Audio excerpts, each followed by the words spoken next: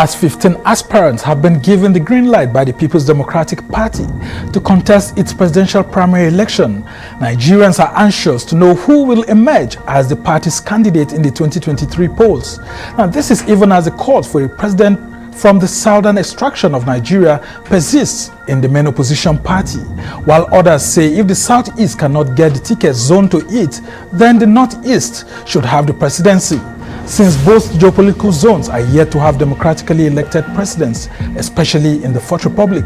Now, the party has officially thrown open its ticket, contrary to its well-established zoning formula, and aspirants have been on campaign to woo delegates across the 36 states and FCT. Now, this has since changed the dynamics in the PDP and agitations for a southern presidency. We'll have analysis on these mixed issues and the future of Nigeria. I'm Somna Sambu, and this is the Arise interview.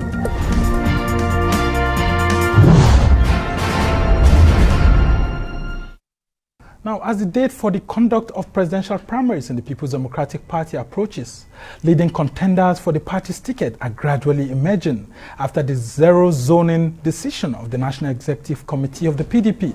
Now, since the party's decision, condemnation and mixed reactions have trailed it, especially from stakeholders in the southeast, who argue that there's a deliberate attempt to push out the zone from Nigeria's 2023 political calculation.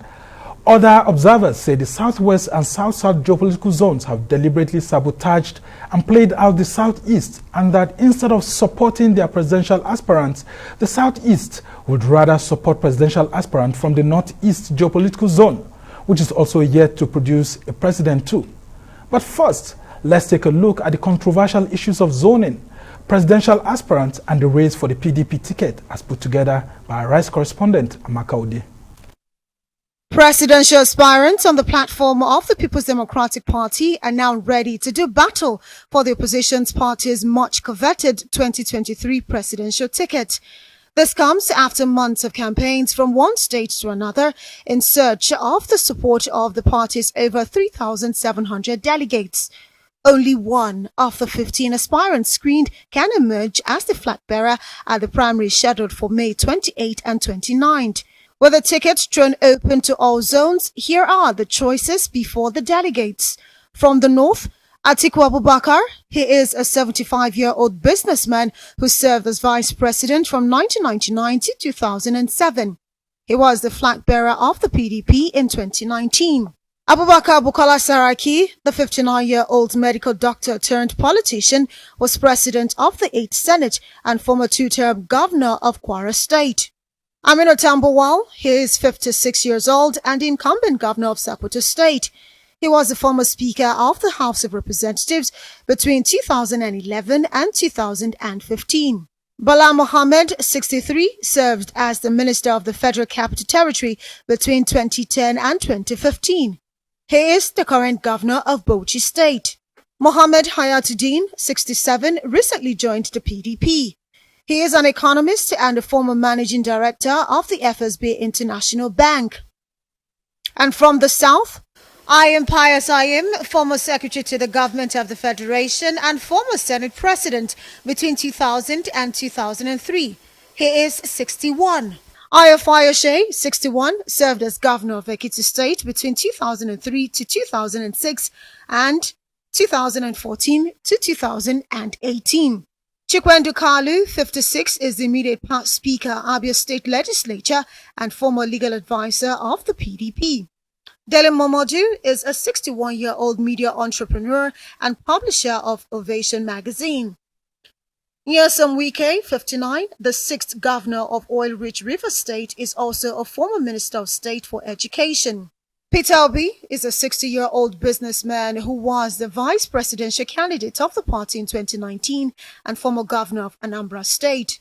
Sam Ohabunwa, 70 years old, pharmacist and former president of the Pharmaceutical Society of Nigeria.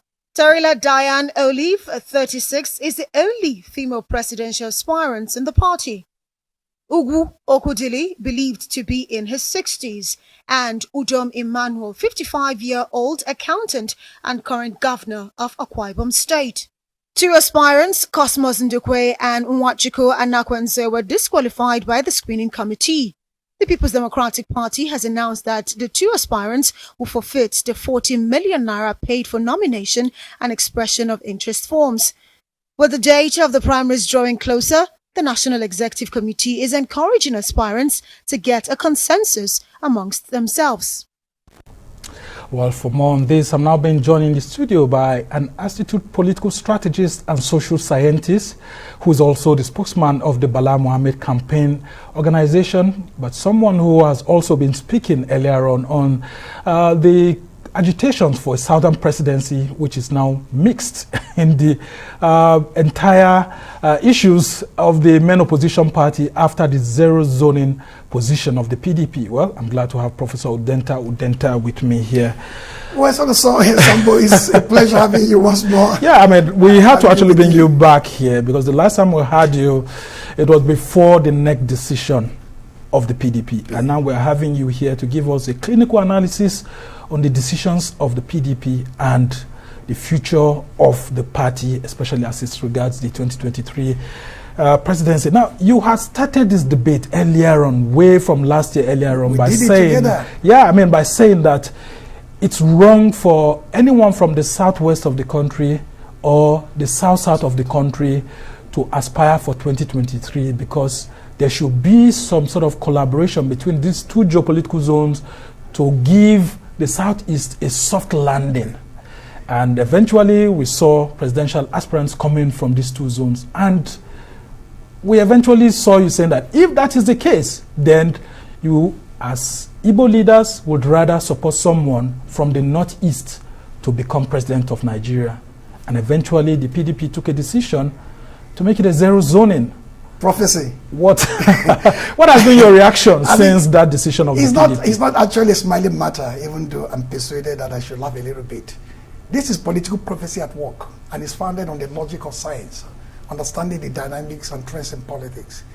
What the party decided a while back in throwing this in open, and it was a unanimous decision by 37 members of the zoning committee representing each state of the federation. My state of Enugu State was represented by the governor. Benue was represented by the governor, not a local government chairman or a councillor. Taraba was represented by the governor of the state. That's the topmost cadre of party leadership that came together to say, in the wisdom of the moment and given the context of this transition, they have to throw it open. Why, in principle, recognizing the validity, authenticity of zoning as a formula for power sharing? That is number one. Number two, I talk about political prophecy in the sense that when I embraced Bala Mohammed earlier on, a lot of people were in big trouble to say, why are you who persuade others to talk about the Southeast presidency is now switched over to somebody from the Northeast? And I said, because it's a rear guard battle for me. I know that the southern comrades of the West and the South will betray their comrades of the Southeast. Politicians are not moralists. Cultural persuaders like Ohaneze, Pandef, and Afenifere, we speak with passion, but they don't decide the fate of parties. Neither do they determine the outcome of party decisions. I know that politicians think about today, about what they get out of the political bargain. In essence, no southwestern or south-southern person will yield an inch for anybody from the southeast in recognition of that affirmative action. When that happens, there's a prospect that somebody from that southeast will not pick the presidency, the ticket of the party. Why don't I, earlier on, foreseeing this decision, down the line, stick with a progressive voice from the north, who has shown over the years his sense of inclusivity. 2007, 2010, Bala Mohammed led the charge of doctrine of necessity that made Jonathan a southern minority president, vice president, a president. 2019 to 2020, he led a charge in the party to create the framework to say, we lost this election 2019 because of 1, 2, 3 factors. Going forward, we need to revisit the issue of zoning. At worst case scenario, the southeast and the northeast, two depressed zones in terms of presidential power, we should be giving special attention. I saw through that and said, that's a work, that's the mind of a patriot or somebody who understands the dynamics of power.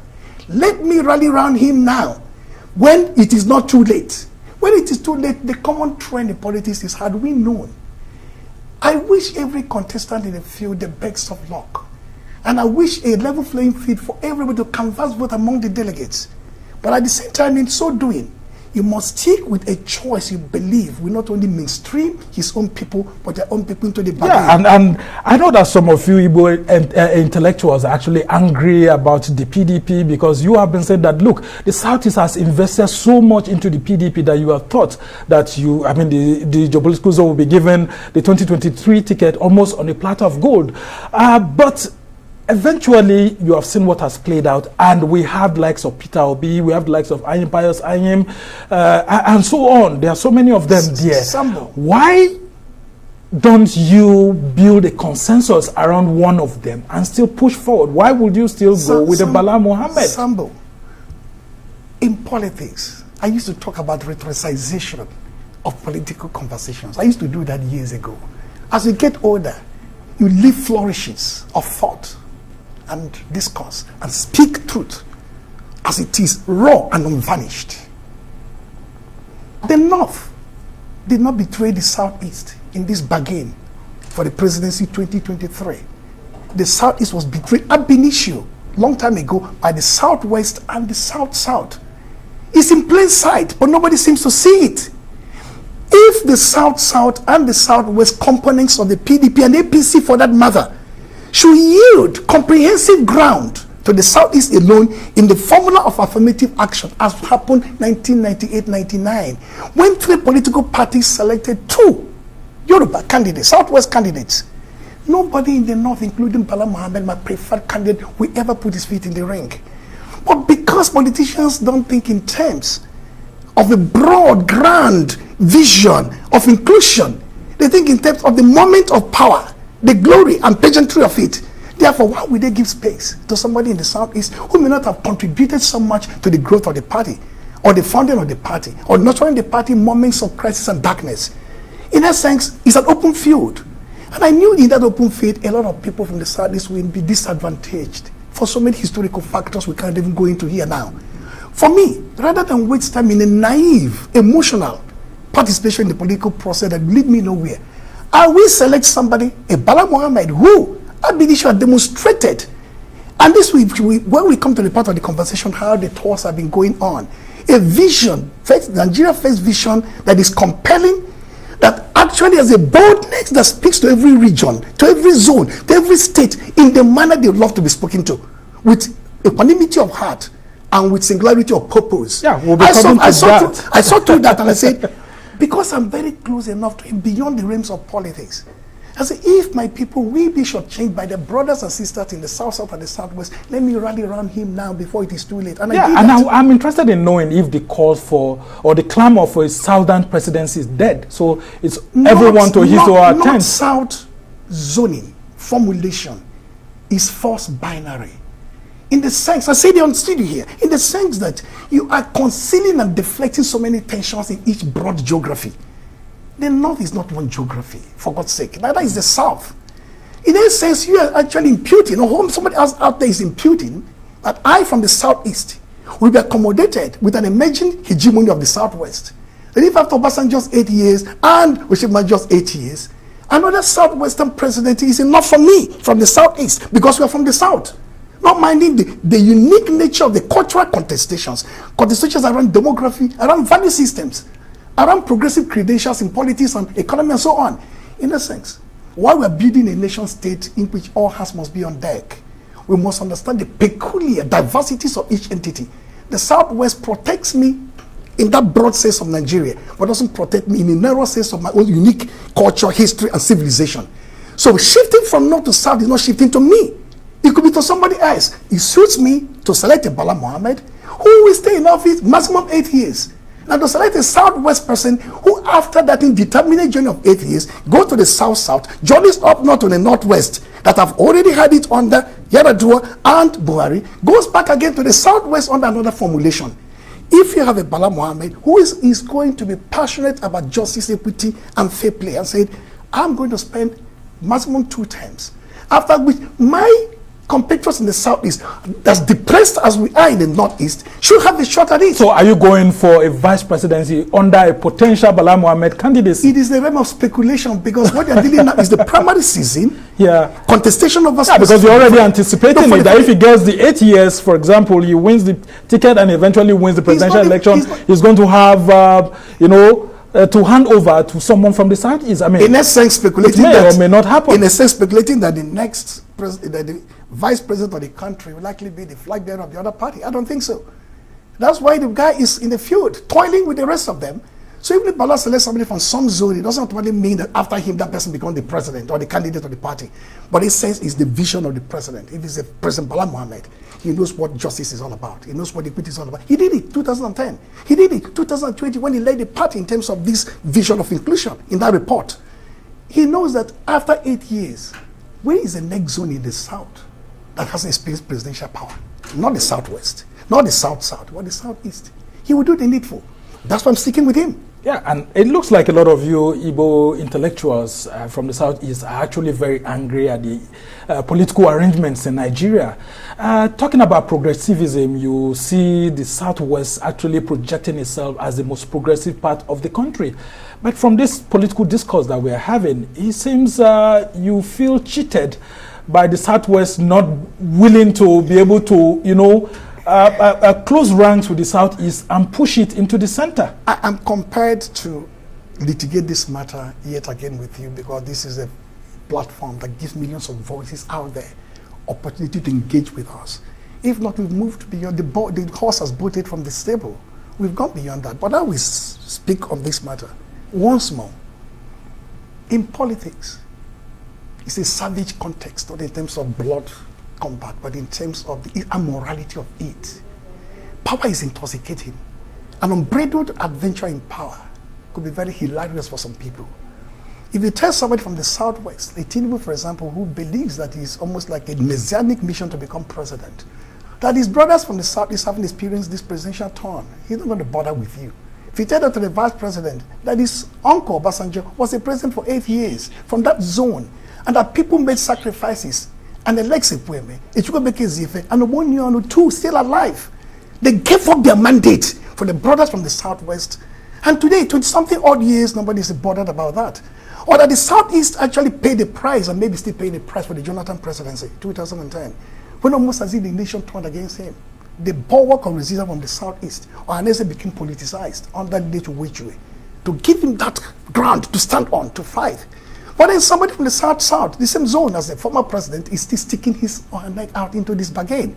We understand that, and I'm not going to grab the spilled milk. Yeah, I mean, because I'm coming. We're having someone bearing that I can't grab a spilled milk. Why would I do that? Ab initio said here, my rear guard is to select Bala Mohammed as my choice. Because if I did not do that, my people were not prepared to dissolve the false solidarity of the South. They rather focus on necessary energy against the North. I'm coming in focusing energy against the North, against maybe the candidates or aspirants of the North, without bothering about the aspirants from the South, and the Southwest. If the Southeast political strategists, political leaders, cultural influencers had said, there is no singularity in the Southern domain in terms of identity and culture and civilization. Therefore, if you cannot from the South yield space for us, how can we confront those from the North? If the Southwest PDP, Southwest APC, South-South PDP, South-South APC will come together with us to say, let us create a wholesome Southern solidarity that is going to propel the Southeast presidency.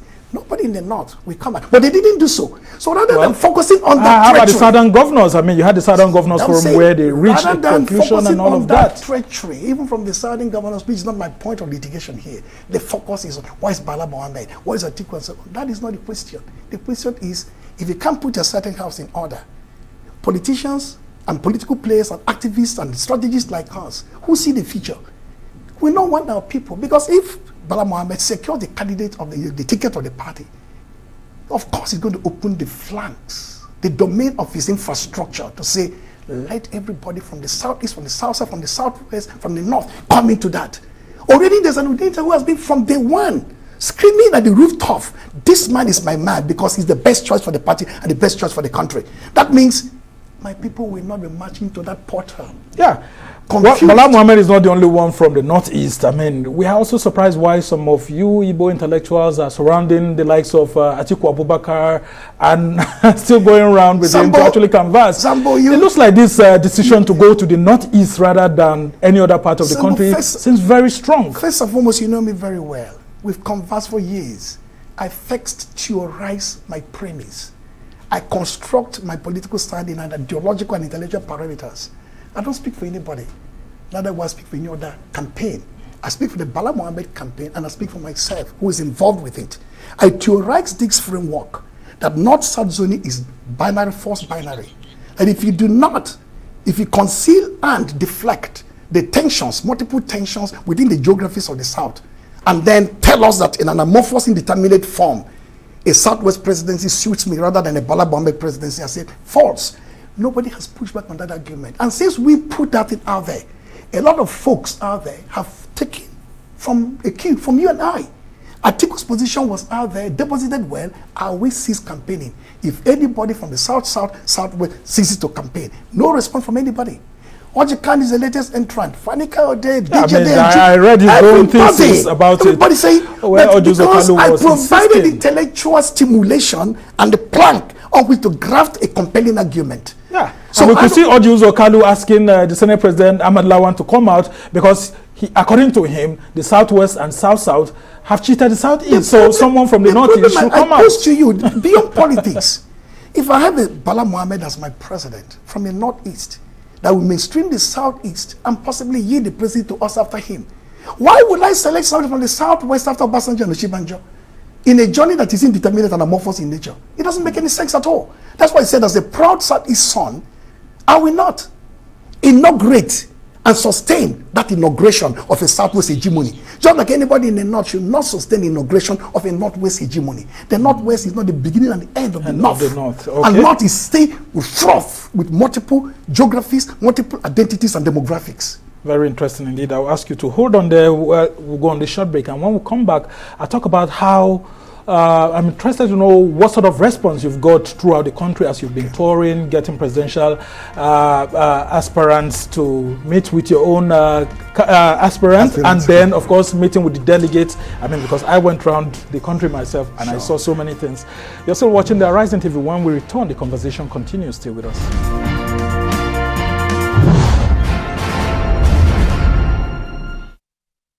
Welcome back to the Horizon TV, where we speak to the newsmakers as well as ordinary people doing extraordinary things around the world and featuring the voices at the heart of the conversations.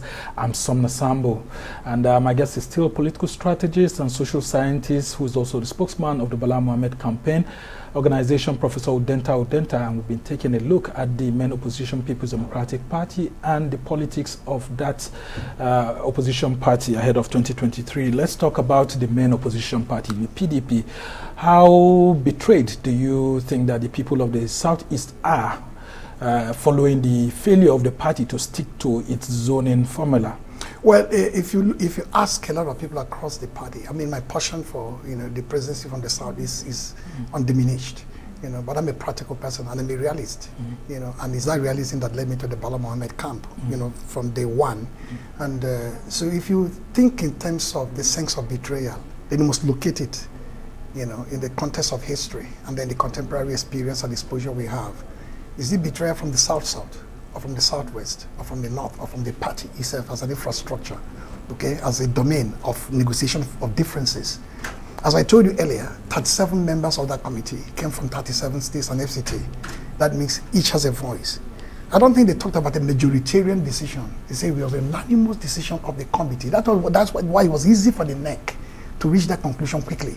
That means all the members of that committee from the South, the Southeast, and the South, West, all agreed for the moment, let it be thrown open. Maybe because of strategic error on the part of the party in selling tickets, selling open the forms, people buying tickets ahead, and then screening everybody. And then at the same time, what will you tell people you've already screened, who have spent so much money, not just buying the forms and so on, but building the infrastructure, getting organized their campaign personnel, and then all manners of logistic deployments. Yeah. So maybe in principle, when you respect the that honor that principle of zoning and the specific modality for rotation of power, you concede the peculiar nature of this particular transition. That we actually mute that sense of betrayal the Southeast people should feel. Going forward, lessons are learned.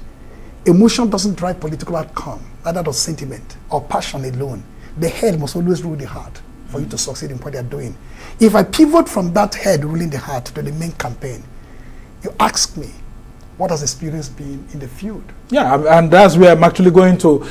Since the decision, I mean, with some presidential aspirants moving on, the zoning issue has died down, and then everyone is going to get the delegates. What's been your experience going around the country with your principal, Bala Mohammed? My experience is amazing. Senator Bala Mohammed is a ball of fire. And this is a fire that could barely be contained or quenched.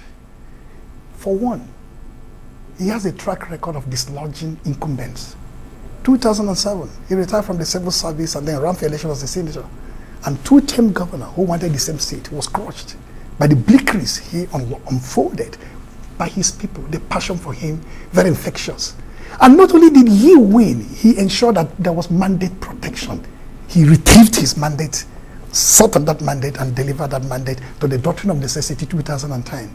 2019, he went again to contest for the governorship against an incumbent who has spent only one term, who is desirous of seeking a second term. He dislodged him.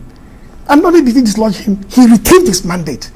Painstaking effort, robust energy, retrieved that mandate. PDP needs somebody who will not only win election, who will not cry foul that my mandate was stolen, who will retrieve the mandate successfully. So he will dislodge the ruling party. He's actually like dislodger of incumbents. He not only dislodged governors, he dislodged the party there. And I saw that in the field. 31 states I traveled with him. There was a conversation between him and a number of the aspirants from the north and the south not to go to those states where they all come from. It makes a lot of sense. It's a family conversation. But for the 31 states, I was there on ground with him. Sometimes three, 4 states in a day, non-stop. It's amazing that a politician could connect to the people and with the people in the manner he does. And I'm not exaggerating. There are many politicians, this is my 6th presidential campaign from 1999, even though I did a few little things, 92, 98 and so on, but 1999, it's my 6th campaign. I've seen plastic politicians, over-made up politicians, over-constructed image and person of politicians, politically correct, what they say, what they shouldn't say. Bala Mohammed said to Bala Mohammed, let's reap from the heart, why guided by his head. And the people are not foolish. The delegates are smart people. You can come with all manners of excuses and all manners of enticements. They know that their head will rule the heart. And the enticements are also coming from that the old principal too. I'm just saying that you have somebody who not only connects with the people, but somebody. Is he enticing the delegates too? I'm interested to know that because I mean, we've heard that delegates are being enticed, being given all sort of goodies and all of that. What are the chances of Bala Mohammed emerging in a contest where Atiku is there? Some people are saying that Atiku should have the first right of refusal. I want you to talk about that. That's a story that is speculative. I don't know about the intention. What I'm talking about is that when you see a politician who is of the people and by the people and for the people, you don't make mistake about it. When Bala speaks about his first Nigerian-faced agenda, he's absolutely very clear about inclusivity, about togetherness, about passion for the country. When he speaks about even the micro issue that divide our people but that should unite them, when he talks about renovation of the country, even restructuring, even community policing, even retooling the security architecture and peace architecture of the state, when he talks about what he did in FCT as the most effective and impactful minister of all times, the records are there. When he speaks about what exactly is the policy thrust of his decision to contest for the 2023 election? And because, for example, Buhari, you can actually see that he focused on corruption, focused on the insecurity. I can tell you. And then, of course, the economy. Bala was the first to launch a comprehensive blueprint called Nigerianfaced, which we distributed to all the critical stakeholders, the BOT, the Council of Former Ministers, the NWC, the Senate caucus, the House caucus, the presiding officers. That vision is a compelling document, it's a contract with the people. What does it say, I can break it down. On issue of fuel subsidy? Should we remove fuel subsidy? I can break it down for you. I can break it down for you. You'll be shocked to know that the first element there is knowledge. He believes in a knowledge-based economy and a knowledge-based system and knowledge-based solutions. That's what he did in FCT. He believes in leveraging on the best people available to drive development and re-engineer and re-renovate Nigeria in economy, in poverty reduction, education possibilities, in security, foreign relations, etc. He believes that he may not be the best because he's humble. But he said, I'm among the best. The best may not have come out. But I'm going to look for the best in every field of human endeavor.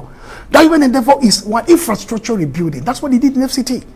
In Bauchi, the president is actually there today in Bauchi, or send somebody there in Bauchi there, to do what? To cut tapes in various fields of infrastructure building. He's passionate about infrastructure. You know why? Through infrastructure, you can re-energize an economy. It can expand the range of the economy. It can include the youth in that economy. It can open opportunities for job creation. Yeah, that's number one. I'm interested to know how he will tackle unemployment, because the unemployment rate keeps going on. I mean, we just heard recently it's 35%. You know what he said? Although the official figure we are hearing is 33%, but some others are saying what the knowledge-based economy means.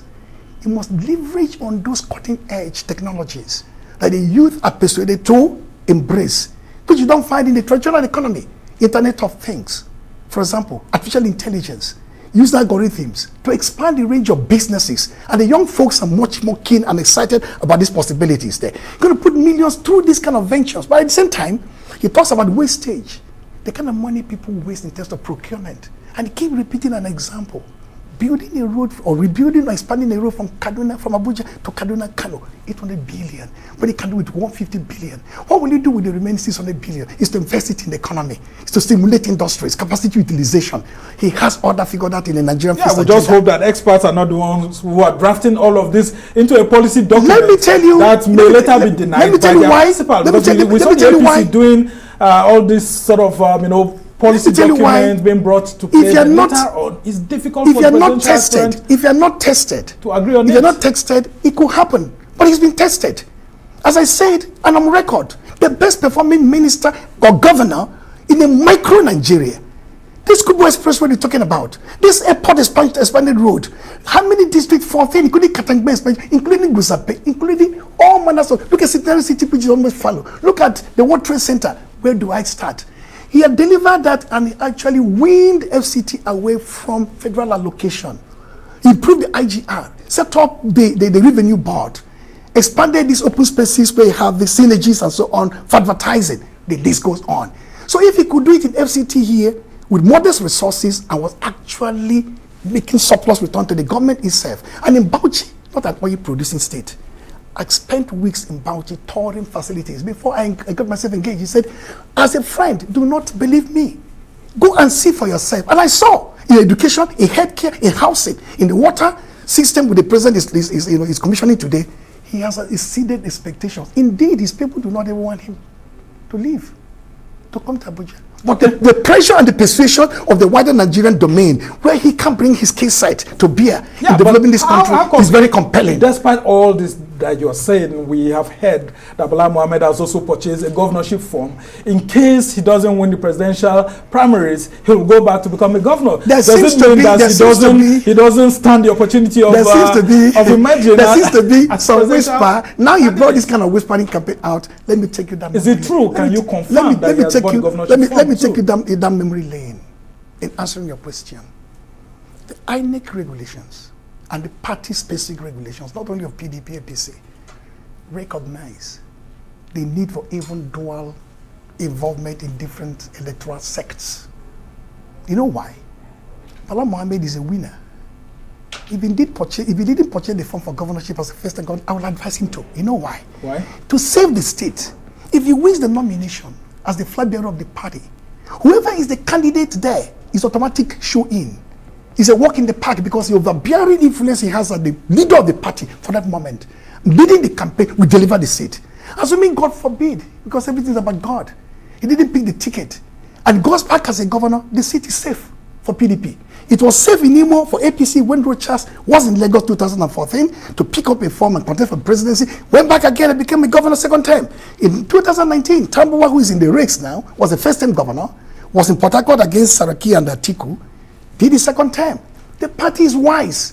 It's got nothing to do with your chances, whether they're bright or not. It simply means that if you win the presidential nomination of the party benefits from that state. If you don't win it, the party benefits. Senate President Bukola Saraki. I don't know about any. I speak only of the Saraki. I speak only of the Bala Mohammed Campaign. To get back to the politics of Nigeria, the North and the Southeast have always played a very good politics of alliances and then coming together. Right from the First Republic, we saw Tafawa Balewa and Nnamdi Azikiwe, and then in Second Republic, we saw an Alex Ekweme and Shehu Shagari all teaming up.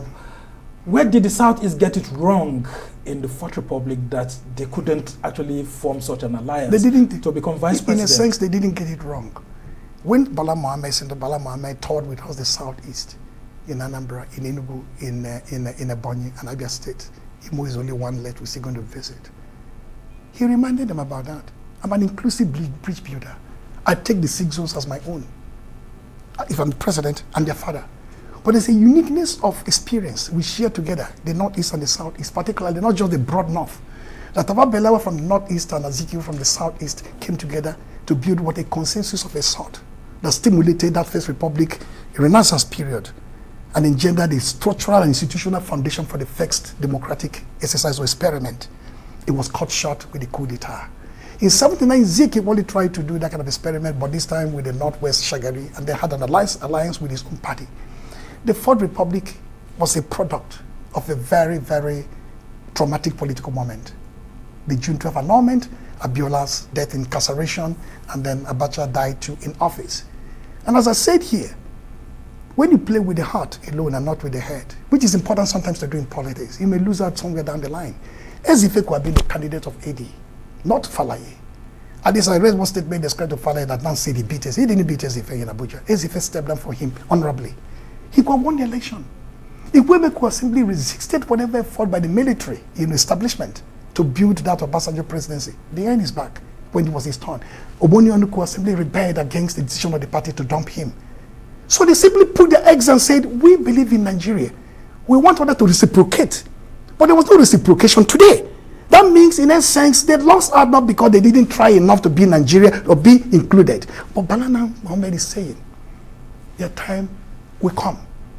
I'm going to run an inclusive, fair-minded, just government. And I recognize the uniqueness of the Northeast and the Southeast experience in Nigerian politics. While I respect the diversities of the countries and the multiple geographies, and not the fault lines, are we privileged on this old standing historical arrangement in order to ensure that their people are not excluded? But I has gone further to even talk about, say, subjects that are even taboo, that even this banditry issue of IPOB, one urban nation, the product of this governance and exclusionary politics of bigotry. Okay, now, if you place this kind of argument you're talking about, where people feel included, not just at the level of presidency, you talk about the entrepreneurial spirit of the Southeast, about the skill set. You talk about the, okay. I even saw him singing Christian songs at some point in time, and when you see politicians can do anything just to get the vote. No, it's not true, Sambo. When you see Bala singing a song, watch his mien. I say was close with him, even when he spoke in Hausa in almost all the states in the north. Sometimes he speak English, but mostly in Hausa. You see the passion. And again, he's a party man. As a minister, he supported the party. All the state chairman of the party asked those. Somebody bring them on studio here. The period was a minister there. What happened to their lives? All the speakers across the parties, multi-party, see, all the members of the NWC. He was not investing for the future like today to say from Kogi, from Kwara, from Plateau, where he will win the delegates anyway. From Northeast, apart from the PDP state, where he's supporting the party. Northwest. He did it because that is who he is, humane. And the people know, and they recognize that humanity in him when they see that.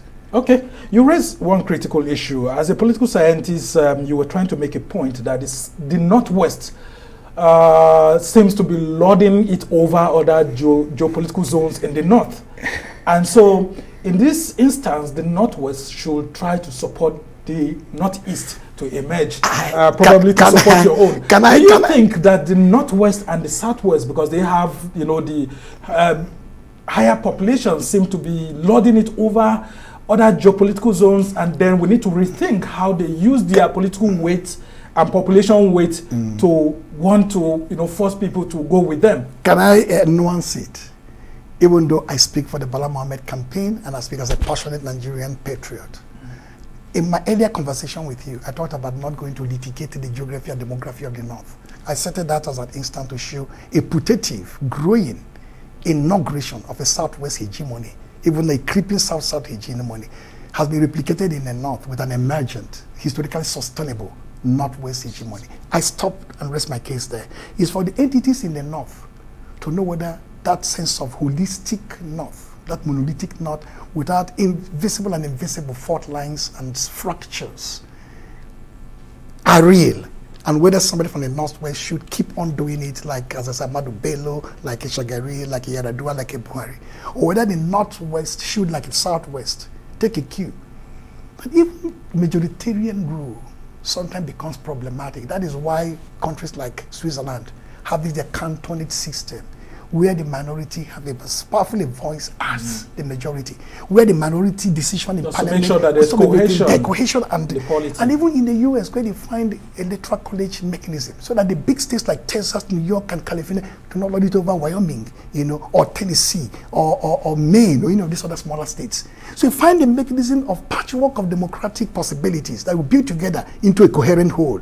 That's why I believe that the Bala Mohammed presidency is what the time is ripe for the party and for the country. Okay. Not only because of the sense of preparation. May actually say that we have President Buhari being a Fulani. Why should we support another Fulani to take over? Because these are the sentiments. Well, let me quickly talk about that.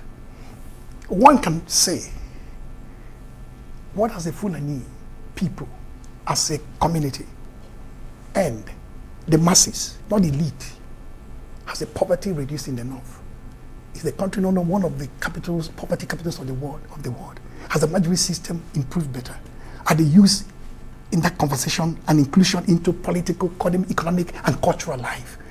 Have women been mainstreamed, gender issues into developmental processes and so on? I do not think the answer is positive. Yeah, I'm coming.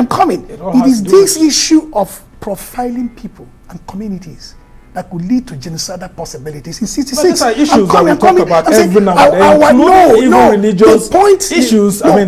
If we have had a Muslim president, shouldn't we be having a Christian president? The point I'm making is this. Considering our yes, I understand, but at the level of our conversation, intellectual strength and solidity and profundity of delivery must count for something from the raw masses at the level of articulation. In the 60s, there was a cry of Igbo domination. A coup occurred January, and they said, it was an Igbo coup. Not a coup of 5 people or 7 people or 10 people. We don't even know where they come from in terms of the British. But it became an Igbo problem, not a coupist problem. That Igbo problem led to pogroms, led to civil war. I'm not going to litigate that now. So when they keep talking about Buhari and Fulani, and mostly talk about bandits who are terrorists, who bear arms and destroy people's homes and abduct them, we must isolate criminalities and terroristic conduct from communities of people who are peaceful, who are part of Nigerian space and part of the patriotic momentum of the country. Same with the South, same with every part of the country. That's why I will not stand to engage in the conversation that profiles communities on the basis of the lack of performance of the champions of those communities. These are conversations we are hearing on the street as journalists. I understand. But as we try to round off this conversation, I want you to talk about the chances of the PDP. Do you think PDP as a political machinery can win election in this country, considering how the APC has become a behemoth? I can tell you right away. PDP delegates will vote with their head. Mark today, the heart of PDP delegates, some of them, may not be with Bala Mohammed. A substantial number will be with him. But with the head, not only the majority, but a compact, solid majority be with him. You know why? He's a winner. He's a go-getter because he's effervescent. He has a force of energy. I don't see in any other candidate. If you like, I'm coming.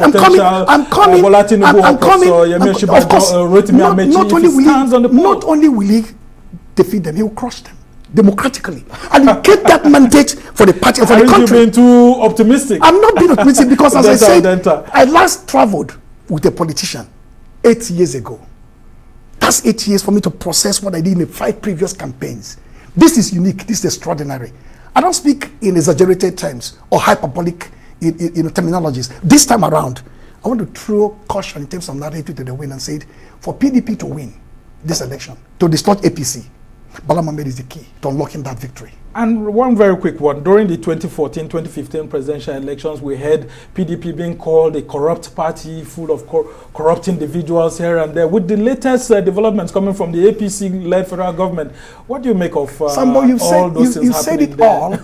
Even the two who were pardoned, the trial started 12 years ago under the watch of PDP presidents.